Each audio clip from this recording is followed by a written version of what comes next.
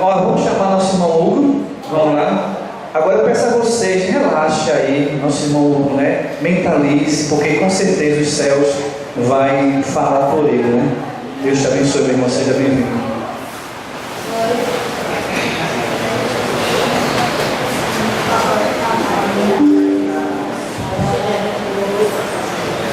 Bem, eu sei que todo mundo está cansado, final do dia já, né?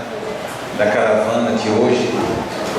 E a gente vai tentar passar uma mensagem para vocês em sincronicidade com o que Hilton falava agora há pouco, que é no sentido de empoderamento e conscientização do papel que a gente deve assumir diante de nós mesmos nessa etapa de vivência multiexistencial que nós temos, passando já por várias encarnações, e seguramente essa atual é a melhor de todas.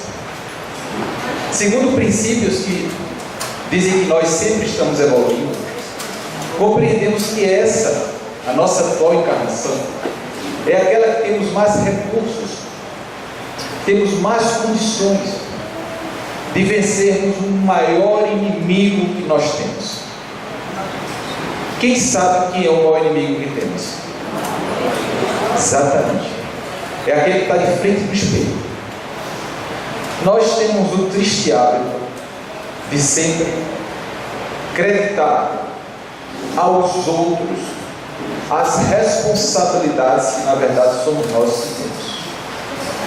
Principalmente quando as coisas não vão bem, quando não dá certo.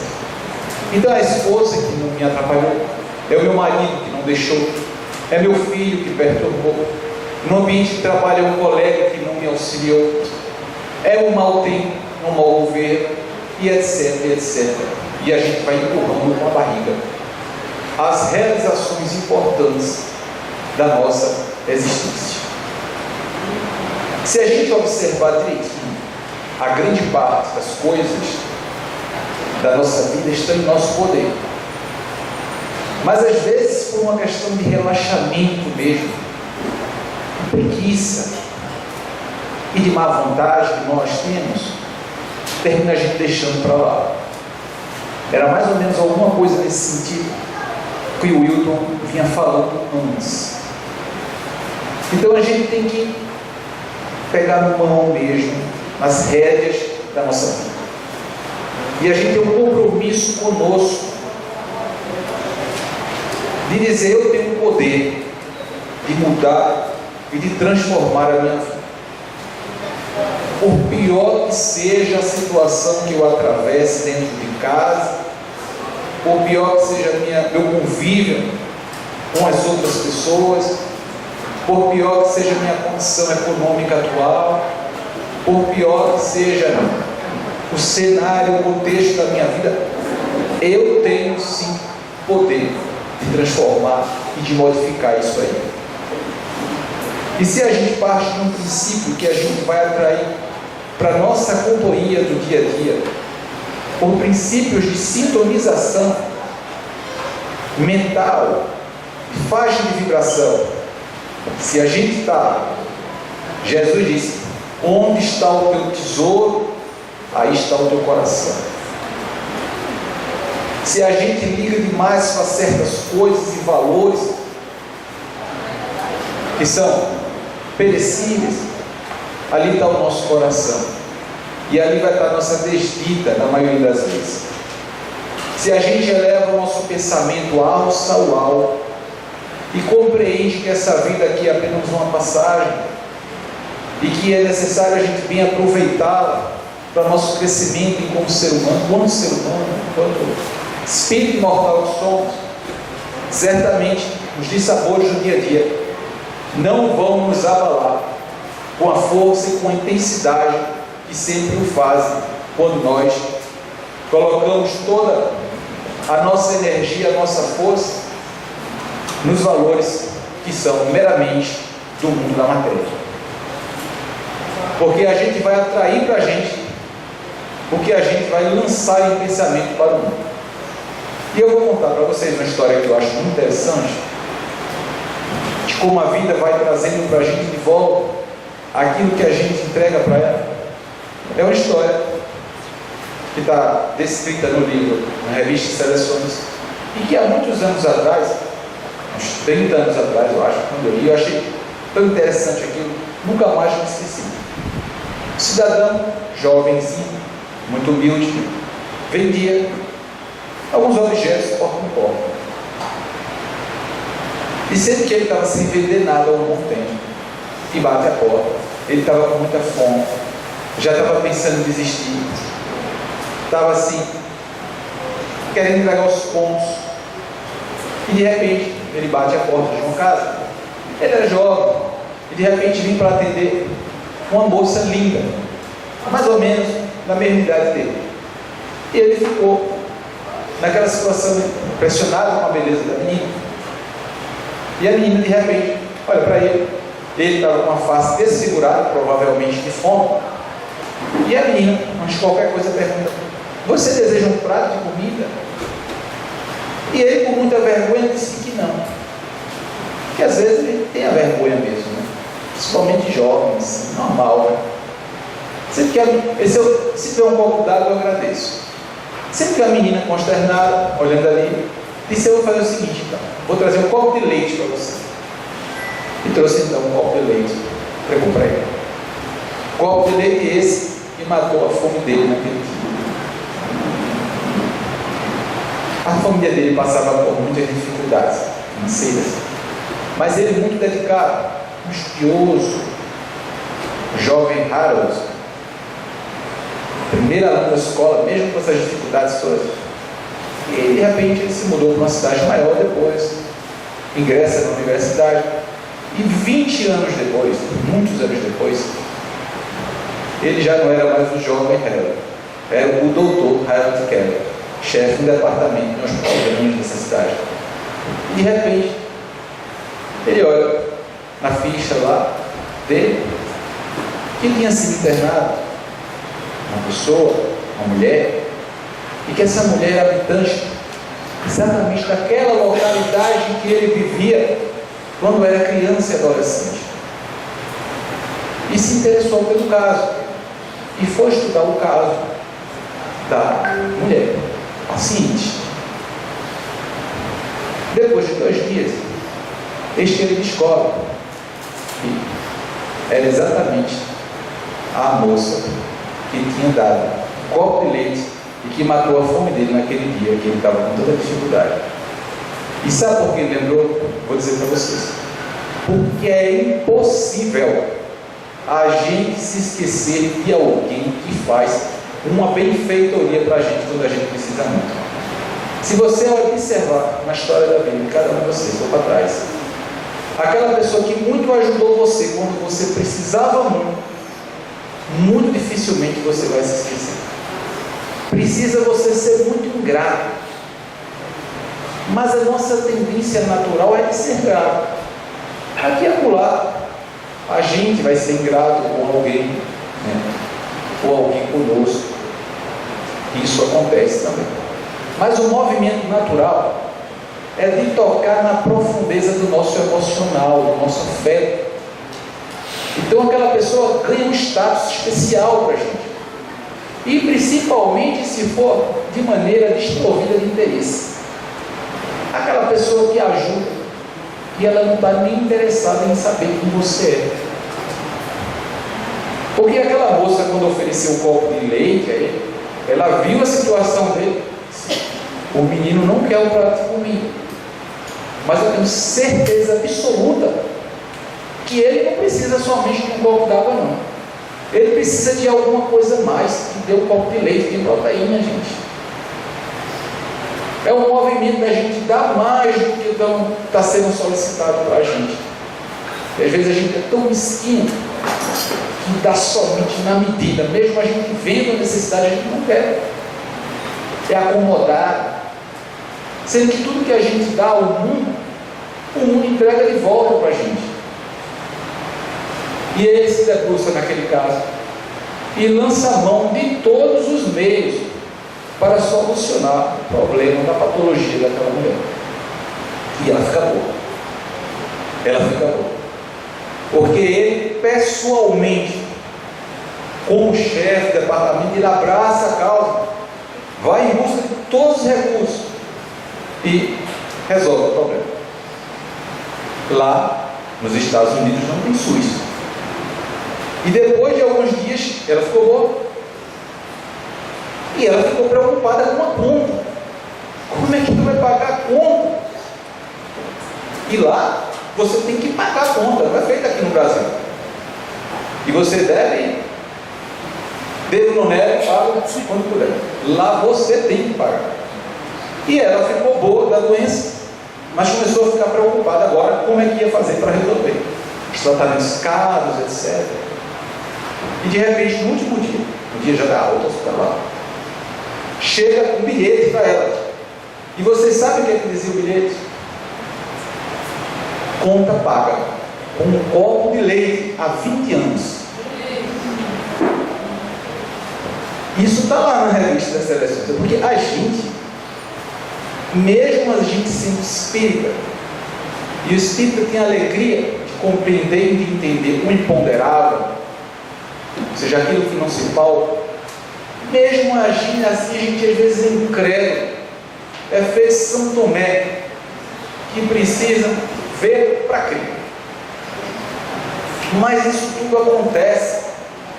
E aí a gente olha do lado da gente, mas eu não sei porque fulano tem uma sorte.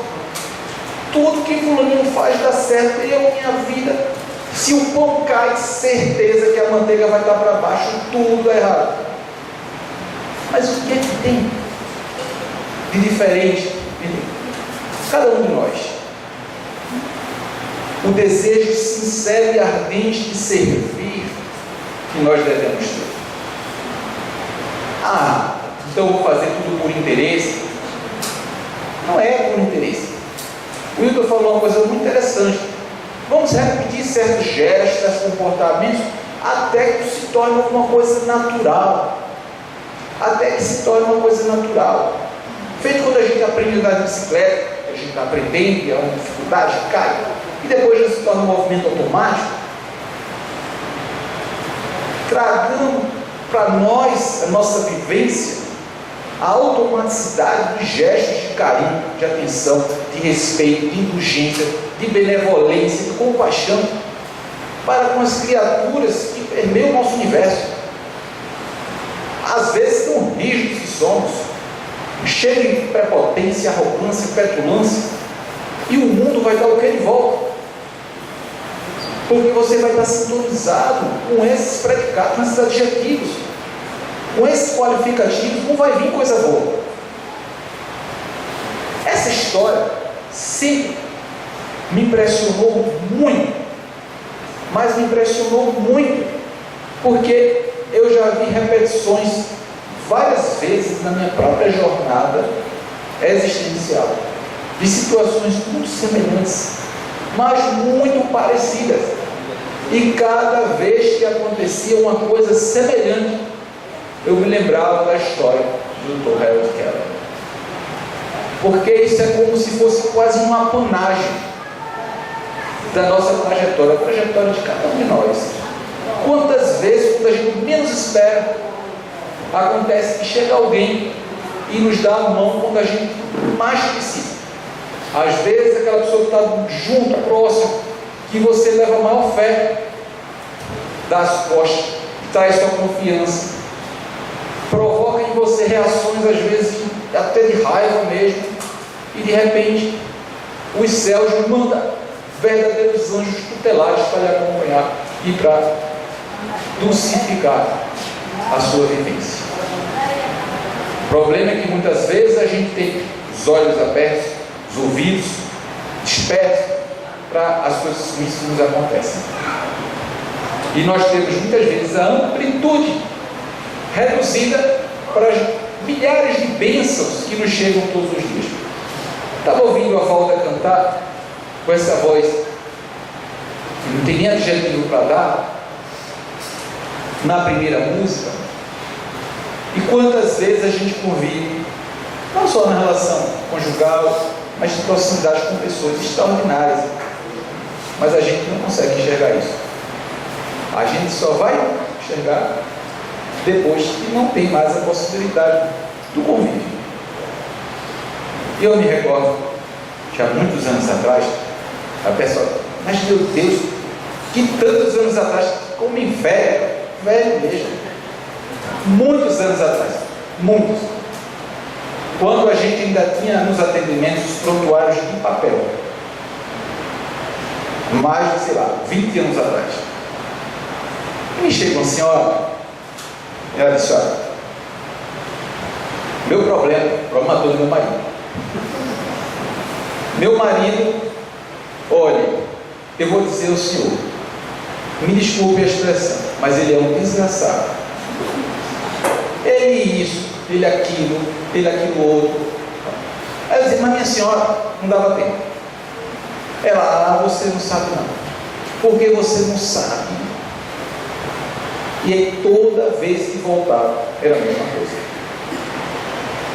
Um dia eu disse, olha, esse homem é muito poderoso. Um choque, muito poderoso. Como pode uma pessoa determinar o destino de outra? Dessa forma. Ele está determinando o destino da senhora. A senhora não pode. A senhora tem que se apropriar da sua vida. Se isso tudo que a senhora está dizendo for verdade, não permita. Aproprie-se do seu querer. Ninguém pode querer pelo outro. Cada um tem gostos e aptidões diversos, tem objetivos existenciais, metas a serem cumpridas, não pode. E aí? Por que isso? Por que eu não trabalhei? Por que eu não fiz isso? Por que eu não aquilo? Aí eu, depois da quarta vez, eu botei um asterisco bem grande na ficha dela. E esse asterisco, que eu atendo muitas pessoas, era para eu me lembrar que o problema da vida dela não era ele, era ela mesma. E toda vez que eu colocava esse símbolo, eu queria dizer, a pessoa está sofrendo, não é por conta do outro. Para o desavisado que a pessoa contar na rua, a pessoa vai ficar enfurecida com ele, vai achar que ele é um demônio, que ele é um satanás, mas não é verdade. O problema está em nós, como a maioria dos problemas está em nós. Sim, se a gente observar direitinho, está em nós. Passa o tempo, um belo dia, ela chega, doutor, está sendo o período mais triste da minha vida. O que foi que aconteceu agora? Ele morreu.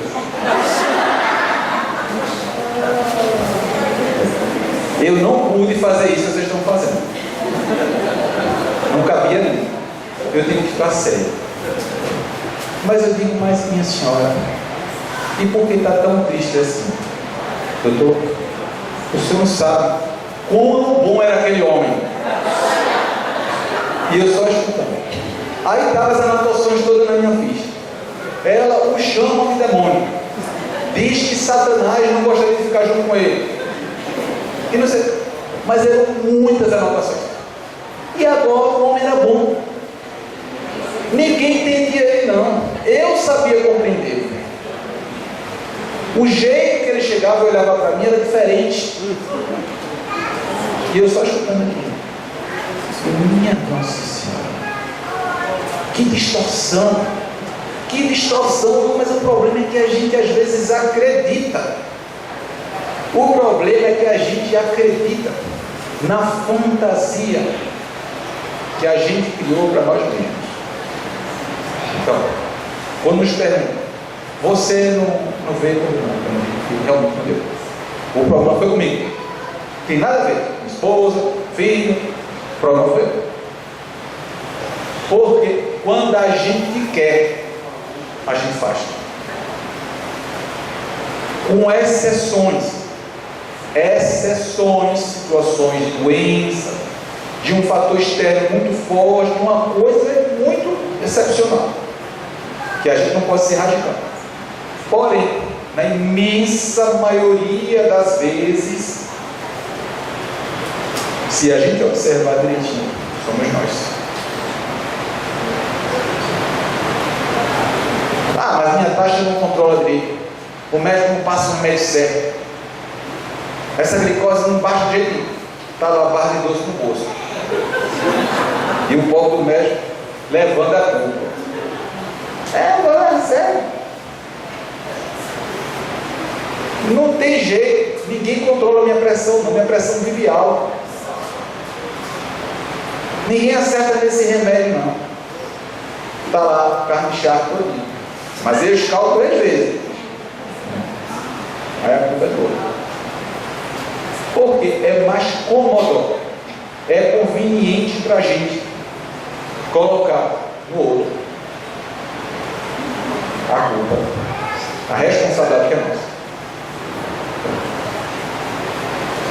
Nosso compromisso é com Jesus, não é com ninguém. A gente pode se amar, se gostar, se respeitar, mas nosso compromisso é com Jesus. Tem um amigo nosso que esteve aqui, inclusive falando isso, que é o Orlando Noronha, médico de Cartas Consoladores, lá do Paraná. Aí ele disse que era jovem e o trabalho no centro estava muito exaustivo e ele decidiu entregar o trabalho que ele fazia. E aí ele disse: hoje eu vou entregar o trabalho e vou para o centro para avisar que não vem mais. Não vem mais. Ele disse que chegou, chamou o presidente da casa, vim conversar com o senhor. Tá? Aí quando o presidente veio, ele ia falar, o presidente falou comigo: senhor Orlando, o pessoal aqui da casa foi lá visitar o Chico na operária.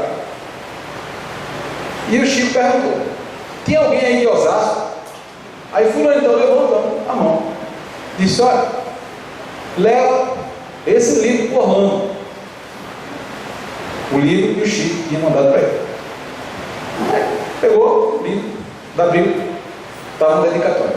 Orlando, muitas vezes as dificuldades aparecerão. Não desista do trabalho. Seu compromisso é com Jesus. Aí disse que leu. Chico Xavier. Ele fechou. Algo dizendo: sim, você queria falar alguém comigo? Ele: nada. Não queria falar nada. Nada.